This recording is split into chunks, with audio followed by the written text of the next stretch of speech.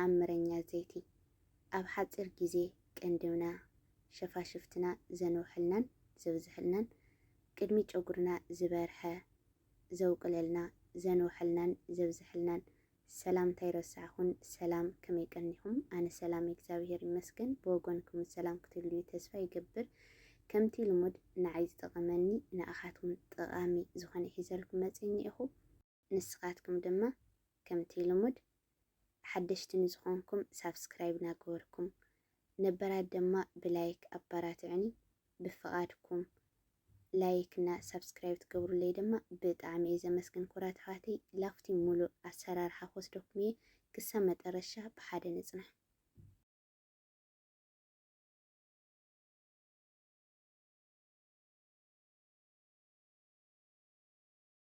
ኣብዚ ክልተ ዓይነት ቃርዮ እኒአኹ። ኩሉ ግዜ ኣብ ገዛና ዝርከብ ካብ ገዛና ዘይጠፍእ ጸሊም ቀመም ወይ ከዓኒ ጥቁር ኣዝሙድ ላና ንፅውዖ፣ ቅርንፉድ ወይ ከዓኒ መስማር ላና ንፅውዖ። ክልቲኦም እዚኣቶም ብደንብ ገይረ ክቐልዮም እየ። ክሳብ መጨረሻ ግን ብሓደ ንፅናሕ ኣብ ሙምኪን ከይትወፃ ማለት እዩ። ምክንያቱ ኣብ ማእኸሉ ከዓኒ ግብኣታት ስለ ዝገብረሉ ምንታን ክሳብ መጨረሻ ሰሚዕን ከዓኒ ክጥቀመ ማለት እዩ። ከምዚ ገይረ ሕርር ኣቢለ ምስ ቃለኹ ከዓኒ ብማሽን ገይረ ብደንብ ገይረ ከዓኒ ክጥሕኖ እየ። ኣብ ማሽን ከዓኒ ኣድክም መብሎ ክሳብ ልደክም ማለት እዩ። ርእዩ ከምዚ ገይረ ጥሒነ እኒአኹ። ኣብዚ ከዓኒ ተምሪ እኒአኒ መቐደማይ ቃሊ ዝወቐጥክዎ እንድሕር ተምሪ ዘይብልክን ወቕቲ ኮንክን ግን ሰለስቲኦም ክትቃሊኦም ትኽእላ ኢኽን ብሓደ ማለት እዩ። ምንም ፀገም የብሉ። ሰለስቲኦም ቃሊኽን ክትወቕጥኦ ትኽእላ ኢኽን ሰለስቲኦም ሓዊስክን ማለት እዩ። ግን ናይ መቐደማይ ዝተዳለወ ስለ ዘለኒ ካብኡ ክጥቀም እየ ማለት እዩ። ካብዚ ሓንቲ ማንካ ወሲደኛኹን እሽተን ክጥቀመላ እየ ስለ ዘይመላእኽዋ ብዓቕብ ክጥቀማ ትኽእላ ኢኽን ምንም ፀገም የብሉን። ምክንያቱ ዋላ ግዜ ተወሰደለ ስለ ዘይባላሸ ካብኡ ንዓቕብ ክጥቀማ ትኽእላ ኢኽን ማለት እዩ። ሰለስቲኦም ከምዚ ገይረ ምስ ሓዝክዎም ከዓኒ ላውዚ ከዓ ዘይቲ ክውስኸሉ እየ። ንስኻትክን ዘለክን ዘይቲ ኢኽን ትገብራ ማለት እዩ። ኣብዚ ዘይቲ ስለተሓታኒ ዘለክን ዘይቲ ኣነ ሕጂ የወይራ ዘይቲ ወይ ከዓኒ ዘይቲ ዘይቱን ይጥቀመሉ ኣለኹ ኣብዚ ማለት እዩ።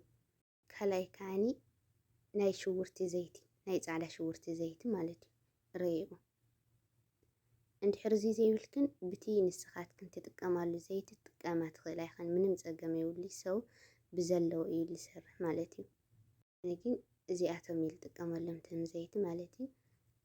ሕጂ ከምዚ ገይረ ክልቲኦም ዘይቲ ምስ ተጠቐምኩ ብደንብ ገይረ ክሕውረ እየ። ሓንቲ ግዜ ምስ ተጠቐምክን ማለት እዩ ሓንቲ ግዜ ክብለክን ከለኹ ደጋጊምክን ሓንቲ ግዜ ሰሪሕክንስ ደጋጊምክን ምስ ተጠቐምክን ለውጢ ክትሪኣ ኢኽን ማለት እዩ። እዚኣ ጌርና ብደንብ ጌርና ምስ ሕብርና ከዓኒ ገስቲር ክንገብረላ ኢና ብደንብ ጌርና ክንሽፍና ኢና ማለት እዩ። እንድሕር ከምዚ ዝበለ ዘይብልክን ዋላ ብጨርቂ ክሽፍኖ ትኽእላ ኢኽን ዝኾነ ዓይነት ክድን ክተብልኦ ትኽእላ ኢኽን። ላውዚ ከዓኒ ማይ ትኩስ ቃርዮ እኒአኹ። ሕጂ እዚ ማይ ትኩስ ላውዚ ክገብሮ እየ ማለት እዩ። ብጋዝ ዘይነፍልሑ እቲ ማይ ትኩስ ብቻ ኢና ነተኩሶ ማለት እዩ። ሕጂ ላውዚኣ ከፍ ክብላ እየ ረያ ከምዚ ኢላ ልቑር ደቂቓ ክትፀንሕ እያ። ሕጂ ኸ ድሕሪ ዝተወሰነ ደቂቓ ተመሊሰ መፂአኪ እኒአኹ። ሕጂ ክነውፅኣ ኢና ብሓደ ረያ ከምዚ ኢለኛ ኣብዚ ዓንተ ወረሲዐየ ግን እቲ ማይ ትኩስ እንድሕር ተዝሒልክን ኣብ ማእኸሉ ተወይሮ ኣለክን ማለት እዩ። ኣብቲ ማይ ትኩስ ቢያንስ 10 ደቂቓ ክተፅንሖ ኣለክን ማለት እዩ። ተዝሒሉ ከዓኒ እቲ ማይ ትኩስ ክትቅይሮ ኣለክን ትኩስ ማይ ክትገብሮ ኣለክን ማለት እዩ። ላውዚ ከዓኒ ሬት ቅብኣት ተጠቕመ እኒአኹ። ሬት ቅብኣት ተልክን ቆንጆ እንድሕር ዘይብልክን ግን ዝናይ ዒረ ተልክን ማለት እዩ። ዝናይ ዒረ ናይ ዓድና ንሱ ክትገብራ ትኽእላ ኢኽን ማለት እዩ። እንዲያውም ንሱ ተግናህን ብጣዕሚ ቆንጆ ማለት እዩ። ፍረሽ ማለት እዩ። ኣነ ዒረ ስለ ዘይብሉ ምሳይ ሬት ቅብኣት ተጠቕመ እኒአኹ። ከምዚ ጌርካ ብደንብ ገይረ ከዋህዶ እየ ምስኡ ረይኡ ብደንብ ጌርክን ክተዋህዶ ኣለክን ምስ ሬት ቅብኣት ማለት እዩ። ብጣዕሚ እዩ ቆንጆ። ሕጂ ከዓኒ ላውዚኣ ገይረያ እኒአኹ። ላብ ጨጉሪ ናገበርኩ ከርእየክን ሕጂ ኸ ላብ ቅድሚ ጨጉሪ ላብ ቅንድበይ ናገበርኩ ከርእየክን ቅድሚ ናብኡ ምሕላፈይ ግን ለውጢ ኸርእየክን ርአዮ ቅንድበይ ብጣዕሚ እዩ ገፊሑ እዚ ናይ ጨጉሪ ቅንድበይ ከዓኒ ብጣዕሚ እዩ በዚሑ ኮላይለ ነዊሑ ማለት እዩ ለውጢ ኣብ ታሕቲ ውርድ ኢልክን ተርእየክኖ ከመይ ከም ዝነበረ በዓልትኽን ብዓይንትኽን ክትርእዮ ኢኽን ማለት እዩ ናይ ቅድሚ ጨጉረይ ካበይላወይ በሪሑ ከም ዝነበረ ጅውን ይፍለጥ ኣሎ እዩ ካበይላዊ በሪሑ ከም ዝነበረ ሕጂኻ ካበይላዊ ወቂሉ ከም ዘሎ ረአዮ ማለት እዩ ብደንብ ጌርክን ጥምት ተቢልክኖ ካበይላዊ በሪሑ ከም ዝነበረ ይረአዩ ማለት እዩ በተለይ ብክልተ ጎኒ ይለክን ኣብ ፍርቂ ወፂሑ ነው ይረአዩ ከምቲ ሕጂ ትርእዮ ኣለኽንሲ ኣይኮነ ነይሩ ብጣዕሚ ጥርሑ ተሪፉ ነይሩ ንስኻትክን ብቻ ተደጋጋሚ እንድሕር ሰሪሕኽን ብተደጋጋሚ ከዓኒ እንድሕር ተጠቀምክናሉ ከምዚኣ ዝበለት ለውጢ ክትረኽባ ኢኽን ማለት እዩ ንስኻትክን ብቻ ብትዕግስቲ ማለት ትዕግስቲ ክብለክን ከለኹ ብሓንቲ መዓልቲ ብክልተ መዓልቲ ለውጢ ኣይትጸበያ እንታይ ደኣ ብተደጋጋሚ እዩ ለውጢ ዝመጽእ ካልኣይ ከዓኒ ኣብ ኮመንቲ እዚ ነግኒ ብዙ ተሰራሕናዮሲ ይምችዶ ይኸውን ይሰርሐልና ዲ ዝበልክን ብቲ ንስኻትክን ዘለክን ሰብ ዘሎ ኢሉ ይሰርሕ ብቲ ዘለክን ንስኻትክን ተጠቐማ ማለት እዩ ካሊእ እንድሕር ዋላለይ ተግንያ ኮንክን ጻዕዳ ሽውርትና ቅንፍር ክልቲኦም ብቻ ማለት እዩ ኣሰራርሓ ኻኒ ኣርእየክን እየ ማለት እዩ ክደግመልክን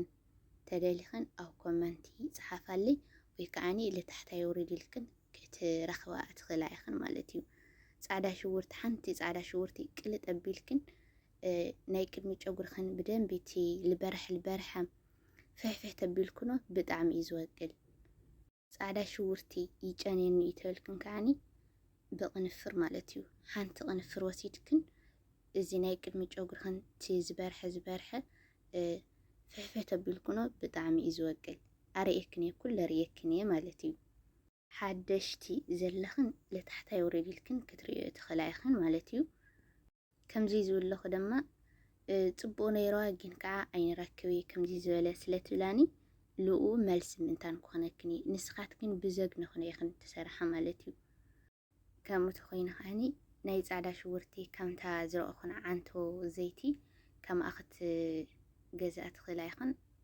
10 ሪያል እዩ ዋጋ ማለት እዩ ተይዝተጋግየ 10 ሪያል እዩ ዋጋ እሳ ክትገዝኣ ትኽእላ ኢኽን ምንም ጨና የብላይ ማለት እዩ ጨና ገለ ጻዕዳ ሽውርቲ ቅልጥ ኣቢልና ጨናኞ እሳ ግን እዛ ቅብኣት ግን ጨና የብላይ ዋላ ናይ ጻዕዳ ሽውርቲ ትኾን ሕጂ ኸዓኒ ላፈታ ክንከብለክን ኩራት ኣሕዋተይ ኩሉ ግዜ ተሓታኒ ሕቶ ኣላ እሞ ግን ይቅርታ ቃልጢፈ ዘይምምላሴ ማለት እዩ ክምልስ ይብል እሞ ረሲዑ እቲ ሚድዮ ይውዳእ ማለት እዩ እና ጸሊም ቅመም ብዓረቢ እንታይ ይበሃል ዝበልክናኒ ሓበ ሶዳ ይበሃል ሓበ ሶዳ እንደገና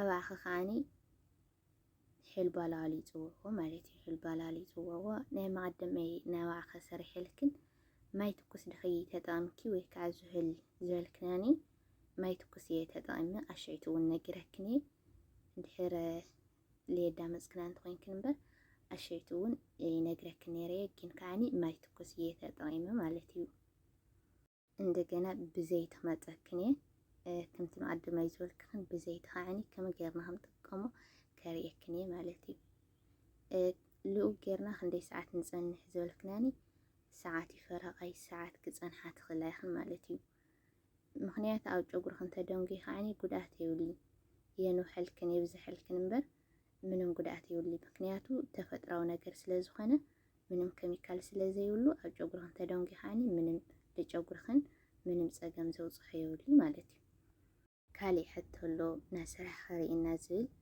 ሽኩራት ኣሕዋተይ ስልሕትኽን ብጣዕሚ ዘመስግነክን ኩራት ኣሕዋተይ እናሰርሐው ከርእየክን እየ ንመቐደመይ ሕቶየ ግን እዚኣ ትመስል ነይራ መሊሰልክን ክኸውን ተስፋ ይገብር ኩራት ኣሕዋተይ ላውዚ ክምልሰክን ከለኹ ከዓኒ ክትገብራ ከለኽን ብደንብ ጌርክን ማሳጅ ጎራሉ ናይ ቅድሚ ጨጉርክን ረእይዎ መሊጡ እዩ ነይሩ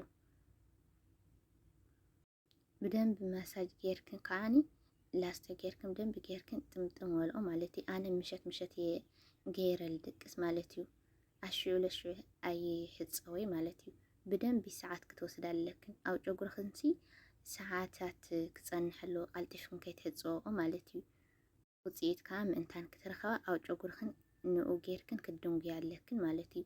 በተለይ ምሸት ምሸት ተጌርክኖ ብጣዕሚ ቆንጆ ምሸት ምሸት ክብለክን ከለኹ ምሸት ስለ ዘዕረፍ የብ ስራሕ ማለት እዩ።